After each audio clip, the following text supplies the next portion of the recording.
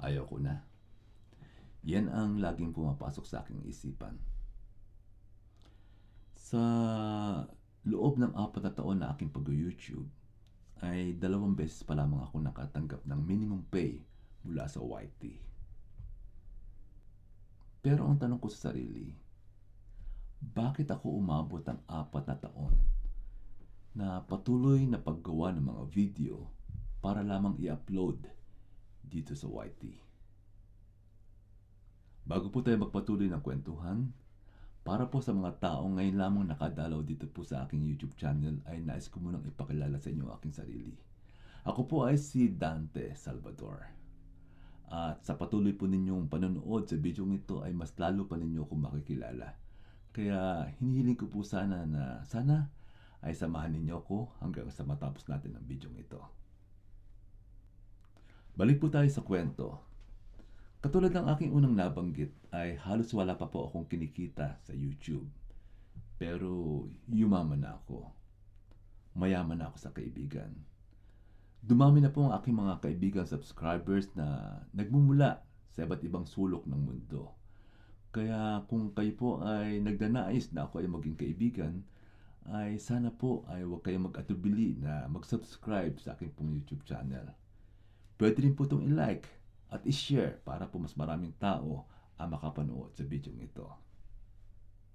Ang pagiging YouTuber ay parang napakadaling gawin. Mag-video ka lamang, i-upload mo sa YouTube, ay YouTuber ka na. Gayun din po ang aking pag-aakala na ganun kadali lamang.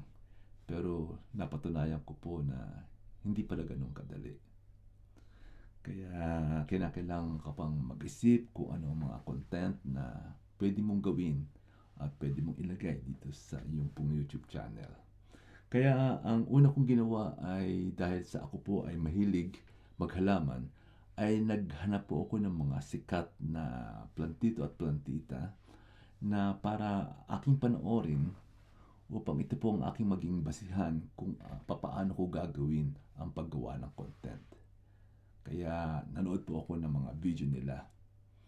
Pero alam ba ninyo na yung isang pinanonood kong YouTuber na plantito ay napakagaling niya pong maghalaman at alam niya yung mga bawat pangalan ng halamang kanyang itinatanim. Pero ang sabi ko sa sarili ay, nako, hindi ko kaya to. Sapagkat ako po ay mahilig magtanim pero hindi ko alam yung mga pangalan ng mga tanim, yung mga halaman na aking tinatanim. Sabi ko, hindi ako po pwede rito.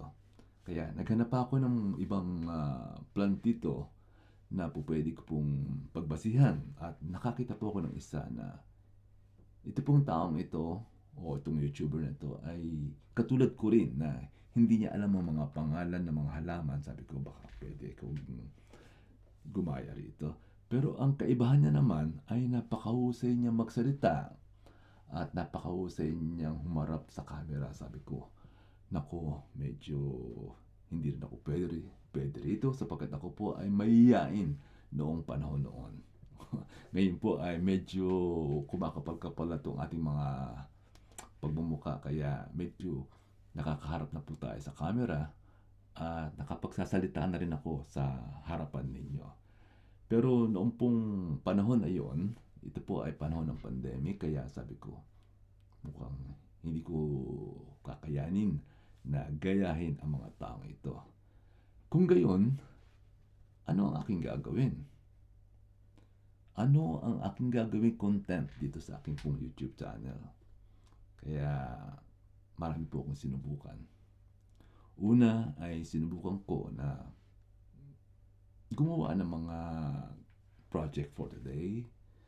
Gumagawa po ako ng mga succulent arrangement.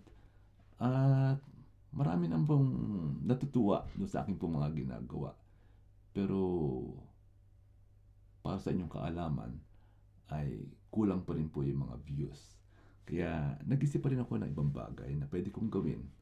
Kaya ang ginawa ko po ay sa tuwing ako po ay pupunta sa isang lugar na meron nakikita magandang tanawin, ito po ang ginagawa kong content. Katulad ng mga holidays o yung po mga family gatherings, ito po ang ginagawa kong content o pandagdag na content dito po sa aking YouTube channel. Pero kulang pa rin yung views, no? Kaya sabi ko, ano pa kaya ang pwede kong gawin? Kaya nagkausuhan po yung nakikita ko yung mga ginagawa nilang pagkatakata o kumakanta sila sa harapan ng camera o nagla-live streaming. Sabi ko, bakit hindi ko subukan ito? Kaya sinubukan ko rin po. Kahit tayo po ay hindi naman totoong singer, sabi nga ay nagsisinger-singiran lamang, ay ginawa ko rin po yun. At pero nag-improve din po yung ating pagkanta. Kaya marami rin pong magkasabi na marunong ka palang kumanta. Pero kulang pa rin po yung views. Kaya sabi ko, ayoko na. Ano pa mapapala ko rito? Sa loob ng 4 na taon ay 2 beses pa lamang akong nakasweldo ng minimum pay. Eh mas kulang pang pambayad dito sa aking po mga pinakahagastusan dito sa YouTube, no? Katulad ng yung paggamit nitong premium na YouTube, may bayad din po ito para walang commercial.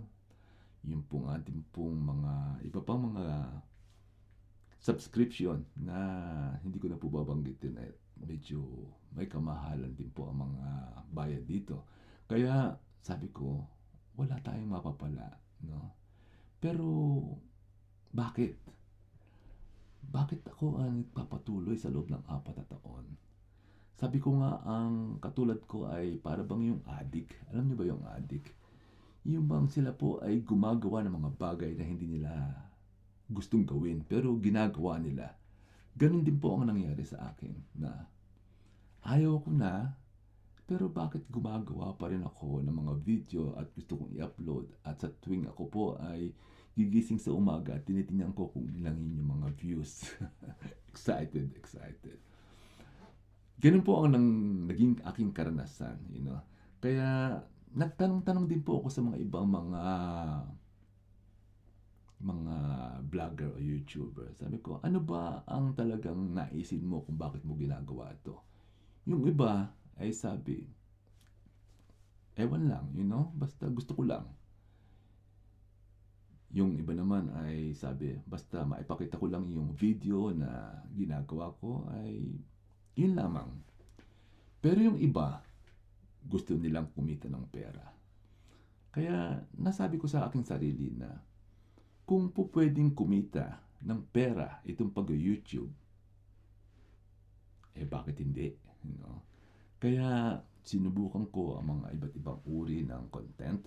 At ngayon naman, gagawa tayo ng kakaiba naman. Ito naman po ay ang pagkukwento o pakikipagkwentuhan sa inyo sa pamamagitan po ng YouTube. Kaya sana po ay hindi kayo magsawang panoorin ang video ito. Marami po akong pwedeng ikwento sa inyo. Ito po ay pasimula lamang.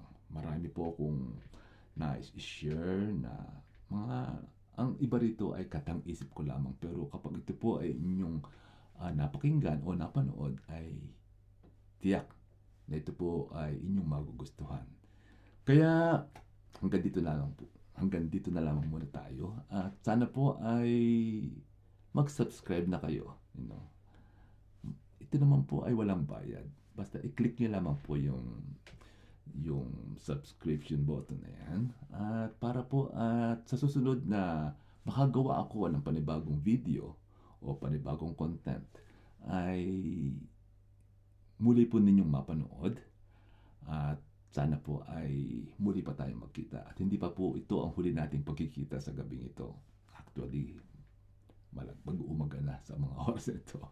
Ang oras po dito sa amin ngayon ay magto-12 o'clock na ng midnight. Pero naisipan ko lamang pong kausapin itong camera para makarating sa inyo ang mensaheng ito. Ito po ay paunang kwento lamang ni Dan. At marami pa po akong kwentong susunod. Sige po, at hanggang dito na lamang. Ako po ay sa inyo magpapaalam na ito po ang inyong kaibigan na si Dante Salvador, ang nagkasabing sana po ay pagpalaan tayong lahat ng Diyos. Okay? Bye!